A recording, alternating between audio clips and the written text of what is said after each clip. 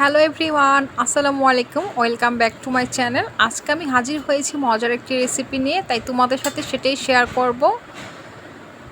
বন্ধুরা, আজকে আমি কাঁকড়ার রেসিপি তোমাদের সাথে শেয়ার করব। এখানে অনেকগুলো কাঁকড়া নিয়েছি, অনেক রকমের কাঁকড়া। তো বন্ধুরা, এই কাঁকড়াগুলো খুব সুন্দর করে পরিষ্কার করতে হবে। এই কাঁকড়াগুলো একদম জ্যান্ত। এখন আমি সুন্দর করে কাঁকড়াগুলো পরিষ্কার করে নেব।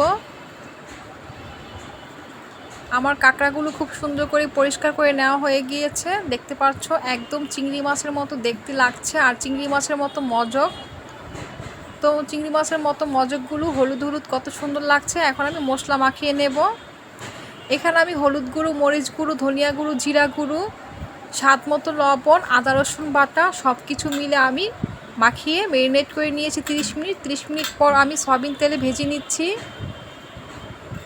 তো সবগুলো ভাজা হয়ে গিয়েছে। দেখতে পাচ্ছো বন্ধুরা, কালারটা কত সুন্দর হয়েছে, স্পাইসি কাঁকড়া ভাজা।